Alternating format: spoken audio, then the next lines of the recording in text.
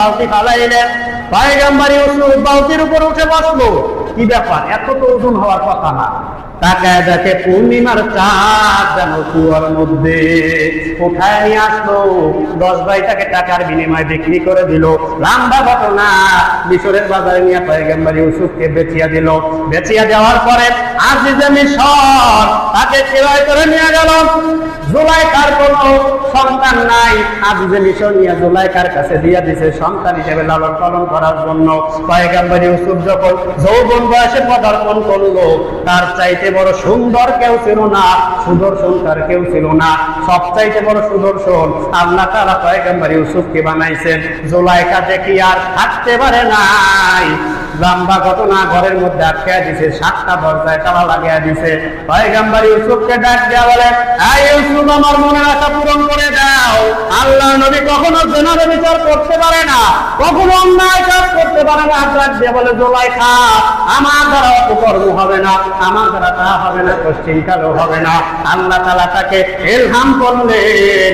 লম্বা ঘটনা, পয়গম্বর ইউসুফ দরজার দিকে দৌড় দিল। আল্লাহ তাআলা 7টা দরজা সব খুলিয়া দিছে। পয়গম্বর ইউসুফ বের হয়ে গেছে। এর দুনিয়ার মুসলমান তাকায় দেখে সামনে তার বাদশা দাঁড়ানো। এইবার জুলাইখা ডাক দিয়া বলে, প্রাণের স্বামী আমার ইউসুফ আমার চরিত্র নষ্ট করার জন্য ঘরের মধ্যে ঢুকছে। তখন তাকে মিথ্যা অপবাদ দিয়া, লাঞ্ছনা দিয়া কারাগারে পাঠায় দিল। এই দুনিয়ার মুসলমান, পয়গম্বর ইউসুফের কোনো দোষ ছিল না, তাকে বিভিন্ন কায়দায় নারী কেলেঙ্কারি দিয়া জেলখানায় আটকায় দিল। আজ বাংলার জমিনের আলেম ওলামার কোনো দোষ ছিল না, তারা পশ্চিমকালে ওলামায়ে কেরামরা কোনো বেগানা নারীর সঙ্গে দেখা পর্যন্ত করে না। সেই আলেমগুলোকে সব নারী কেলেঙ্কারি দিয়া জেলখানার মধ্যে আটকায় দিছে। ভুল কইলাম? স্বৈরাচার সব আলেমগুলাকে জেলখানার মধ্যে আটকায় দিল। এরা দুনিয়ার মুসলমান, আল্লাহ পাক রব্বুল আলামিন তাকে সেইখান থেকে বের করিয়া, জেলখানা থেকে বের করিয়া রাজসিংহাসনে আল্লাহ বসায়া দিছে। আল্লাহ পাক রব্বুল আলামিন জানায়া দেন, وقد أحسن بي إذ أخرجني من السجن। পয়গম্বর ইউসুফ ডাক দিয়া বলে, এই পিতা, আল্লাহ আমার প্রতি সদয় হয়েছেন, ইহসান করছেন, জেলখানা থেকে বের করে দিয়া আমাকে রাজ সিংহাসনে আল্লাহ বসায়া দিছে। কই বসাইছে? রাজ সিংহাসনে। সেদিন বেশি দূরে নয়, আজ নির্দোষ ওলামায়ে কেরামকে জেলখানা আটকাইছে। আল্লাহ পাক রব্বুল আলামিন এই ওলামায়ে কেরামকে সংসদে নিয়ে ঢুকাবে। বিশ্বাস হয়? কোরআন তার জ্বলন্ত প্রমাণ। আপায় কেমন সূচনা স্বরূপ একজন ঢুকাইছে, একজনকে নিয়ে ধর্ম মন্ত্রণালয় বসাইছে। আপায় সূচনা, আপায় কি সূচনা? কেবল একজন ঢুকাইছে, গোটা সংসদ ওলামায়ে কেরামের হবে। কারণ এই কোরআন তো মানব জাতির জন্য উপদেশ, জীবন বিধান হচ্ছে এই কোরআন। সুতরাং কোরআন কখনো ভুল মেসেজ দেয় না, কোরআন কখনো ভুল তথ্য দেয় না। যতই মোড়াও, যতই হামকি জামকি করো, তোমাদের কপালে সংসদ নাই। ওয়াদা আল্লাহ। কি কয়?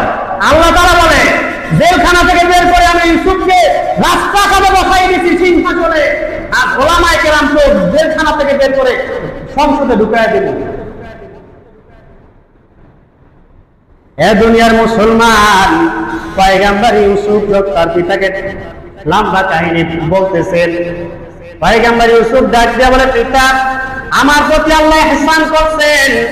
তখন পয়গম্বর ইউসুফ তার ভাইরা তার প্রতি নির্যাতন করছে, এই কথা বলেন নাই। বলে, আল্লাহ তাআলা আমাকে জেলখানা থেকে বের করে আপনাদেরকে আমার কাছে নিয়ে আসছেন। আল্লাহর বড় দয়া, কারণ ভাইরা যে তার প্রতি অবিচার করছে, জুলুম করছে, নির্যাতন করছে, ভাইদের সামনে যদি সেই কথা বলে তাহলে তারা অপমানিত হয়। ভাইদের মনে কষ্ট দিতে চায় নাই, তাদেরকে লাঞ্ছনা করতে চায় নাই, অপমানিত করতে চায় নাই। এরে দুনিয়ার মুসলমান, পয়গম্বর ইউসুফ আলাইহিস সালাম তিনটা দুঃখ কষ্টে জর্জরিত ছিল। এক নাম্বার কষ্ট ছিল তিনি জেলখানার মধ্যে আবদ্ধ ছিলেন। দুই নাম্বার তার ভাইরা তাকে সহ্য করতে পারে নাই, জুলুম নির্যাতন করছে।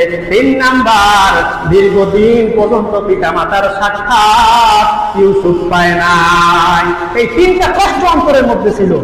আজ ওলামায়ে কেরাম বাপ মার মুখ দেখতে পারে নাই, স্ত্রী সন্তানের মুখ দেখতে পারে নাই, তাদেরকে দূরে সরায় রাখে। মেলে কথা কয় না, মেলে ফিরাউন কারে কয়? দুনিয়ার মুসলমান, ওলামায়ে কেরাম পশ্চিম গেল, তারা খায় না।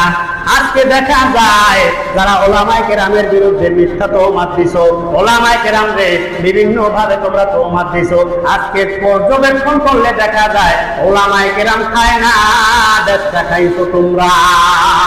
সব শেষ করে ফেলাইছো দেশটা, রাখছে কিছু? সব পুরুষ বানাই ফেলাইছে খাইয়া। আর কয় হুজুররা খায় বেশি। হুজুররা খায় না বেটা, কোটি কোটি টাকার ত্রাণের তহবিল সব 100% পৌঁছায় দিতে। এই নিয়ে যদি তোমার হাতে দিতে 3 দাগের 1 ভাগও পৌঁছাইতো না। বুঝেন নাই? কোটি টাকা তহবিল আর ওলামায়ে কেরামের ফান্ডে সব বন্যার্থদের কাছে পৌঁছায় গেছে। 1 টাকাও পকেটে ঢুকায় নাই, বরঞ্চ পকেট থেকে বের করে দিছে। তোমার হাতে যদি দেওয়া হইতো 3 দাগের 1 ভাগ প্রস্তুতি না সন্দেহ। বুঝেন নাই? ওলামায়ে কেরাম খায় না, ওলামায়ে কেরাম খায় না, তারা দেয়।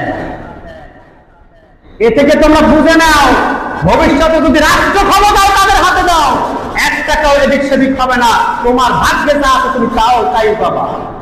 তারা ইনসাফ প্রতিষ্ঠা করবে, ন্যায় বিচার প্রতিষ্ঠা করবে, ইহসান করবে। তারা মানুষেরটা লুটে পুটে খাবে না। কথা কোরআনের। আল্লাহ হাবিব পয়গম্বর আরবি সাল্লাল্লাহু আলাইহি সাল্লামকে জিবরাইল এসে জিজ্ঞেস করেন, মাল ইহসান ইয়া রাসূলুল্লাহ, ইয়া রাসূলুল্লাহ ইয়া হাবিবাল্লাহ, ইহসান কাকে বলে? আল্লাহ হাবিব বলেন, আনতা আবুদুল্লাহ কাআন্নাকা তারাহু ফা ইন লাম তাকুন তারাহু ফা ইন্নাহু ইয়ারা। তোমরা এমন ভাবে ইবাদত করো মনে হয় যেন আল্লাহকে দেখতেছো। যদি এই অবস্থা না হয় তাহলে মনে করিয়া বা তোমরা আল্লাহকে দেখো না, আল্লাহ তোমাদেরকে দেখে। আল্লাহ দেখে আমাকে? আল্লাহ দেখে? ওলামায়ে কেরামের অন্তরে এই চিন্তা আছে, এই ভয় আছে, যার কারণে তারা যেটুকু দায়িত্ব পায় সেই দায়িত্ব পুঙ্খানুপুঙ্খভাবে পালন করে। 1 টাকা মারিয়া দেয় না। তোমাদের অন্তরে ইহসান নাই, আল্লাহর ভয় নাই, যার কারণে তোমরা বিভিন্ন ভাবে তোমরা বেগম করা তৈরি করো, বিভিন্ন কায়দায় সুইস ব্যাংকে অ্যাকাউন্টে টাকা লক্ষ কোটি টাকা জমা করো। ওলামায়ে কেরাম 1 টাকাও নিজের ব্যাংকের অ্যাকাউন্টে ঢুকায় না, তারা সব দিয়ে দেয়। তোমরা এত কিছু লেকচার দাও, এই বন্যা হইল ফেরিতে, তোমরা তো আগে যাইতে পারলা না, গেছে ওলামায়ে কেরাম আগে। তাদের চাইতে আপনারা কেউ নাই। সব হচ্ছে স্বার্থবাদী, স্বার্থ যে জায়গা আছে সেই জায়গায় দৌড়ায়। কেমনে নিজের আখের গুছাবে, লুটপাট করবে সেই কাম দেয়। আলেমরা কখনো লুটপাট করে না। দুনিয়ার মুসলমান, আল্লাহর হাবিব সাল্লাল্লাহু আলাইহি ওয়াসাল্লাম বলেন, তোমরা যদি কাউকে হত্যা করো সেখানেও তোমরা সদয় আচরণ করো, প্রাণীকে জবাই করলে সেখানেও তোমরা সদয় আচরণ করো। এরা দুনিয়ার মুসলমান, শুধু মানুষ নয়, তামাম মাখলুকাত আল্লাহ তাআলার একটা পরিবার, আর পরিবারের প্রতি সদয় আচরণ করা আল্লাহ তাআলার নির্দেশ। আল্লাহ তাআলা বলেন, ইন্নামা ইয়া'মুরু বিল আদলি ওয়াল ইহসান ওয়া ইতা'i যিল কুরবা ওয়া ইয়ানহা আনিল ফাহশাই ওয়াল মুনকারি ওয়াল বাগই ইয়া'iদুকুম লা'আল্লাকুম তাযাক্কারুন। আল্লাহ তাআলা বলেন সূরা নহল 90 নম্বর আয়াত, আল্লাহ বলেন, ইন্নাল্লাহা ইয়া'মুরু বিল আদল। হে দুনিয়ার মানুষ, তোমরা আমি আল্লাহ তাআলার ন্যায় বিচার প্রতিষ্ঠা করো। কে কয়? আল্লাহ তাআলা বলেন ইন্নামা ইয়া'মুরু বিল আদলি, তোমরা ন্যায় বিচার প্রতিষ্ঠা করো, ওয়াল ইহসান, সদয় আচরণ করো, ওয়া ইতাই বিল কুরবা, আত্মীয়তার হক তোমরা পৌঁছায়া দাও। কি আত্মীয়তার হক পৌঁছানো? নিজের আগে বুঝাই নিল, বোন পায় পায় না পায় না পায়, ভাই পায় পায় না পায় না পায়, ভাই পোলারা পায় পায় না পায় না পায়, নিজের দেশুর ঘরে, নিজের দেশুর ঘরে। আল্লাহ তাআলা বলেন ওয়ায়ানহা আনিল ফাহশাই ওয়াল মুনকারি ওয়াল বাগ, দুনিয়ার মানুষ তোমরা অন্যায় থেকে দূরে সরো, অশ্লীলতা থেকে দূরে সরো, জুলুম নির্যাতন সীমা লঙ্ঘন থেকে দূরে সরো। আল্লাহ বলেন ইয়াইযুকুম লাআল্লাকুম তাযাক্কারুন, তিনি আল্লাহ তোমাদেরকে উপদেশ দিতেছেন যাতে তোমরা এই উপদেশ গ্রহণ করো। উপদেশ কি দেয়? কে দেয় উপদেশ? আল্লাহ তাআলা উপদেশ দিতেছেন এই আয়াতের মধ্যে। তিনটা আদেশ করেন, তিনটা নিষেধ করেন। এক নাম্বার আদেশ, আল্লাহ বলেন ইয়া'মুরু বিল আদল, তোমরা ন্যায় বিচার প্রতিষ্ঠা করো, ন্যায় বিচার প্রতিষ্ঠা করো। আজকে বর্তমান জমানায় কোনো ন্যায় বিচার নাই। টাকাওয়ালা তাকে 10 তলায়, খয়রাতি গাছতলায়। ইসলাম কখনো বলে নাই নেতায় 5 স্টার হোটেলে গিয়ে চাইনিজ খায় আর প্রোভাইড রাস্তার পাশে বইয়া মরিচ পোড়াই ভাত খায়। কি ভুল কইলাম? যারে ভোট দিয়া তুমি নেতা বানাইছো সে খায় 5 স্টার হোটেলে, আর তুমি ভোট দিয়ে খাও মরিচ পোড়া। ইসলাম তো এটা বলে নাই। ন্যায় বিচার করো, আদর করো। তুমি যা খাইবা তোমার প্রজাও তা খাবে। তুমি যদি রাস্তায় থাকো তোমার প্রজাও রাস্তায় থাকবে। তুমি যদি 10 তলায় থাকো তোমার প্রজাও 10 তলায় থাকবে। তুমি যা খাইবা তোমার ভাই তাই খাবে। আল্লাহ বলেন ইন্নাল্লাহা ইয়া'মুরু বিল আদল, ন্যায় বিচার প্রতিষ্ঠা করো। তোমার ভাই যেভাবে থাকবে তুমিও সেইভাবে থাকবা। আমি থাকবো এসি রুমে আর ও থাকবে এক মাজা পানির মধ্যে। তা ইসলাম পশ্চিম কালেও বলে নাই। আদল করো, ন্যায় বিচার করো। ন্যায় বিচার আছে? আছে ন্যায় বিচার? বেগম করে আমি আগে বাড়ি বানাই লই, তোমরা ভোলায় ডলিয়ে নেও, খাদ্য আমার দরকার আছে।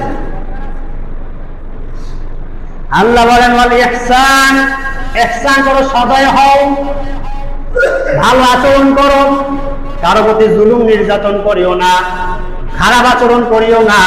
আল্লাহ বলেন ওয়াইতাইবিল কুরবা, এবং তোমরা বিভিন্ন ভাবে আত্মীয়দের তোমরা পৌঁছায়া দাও।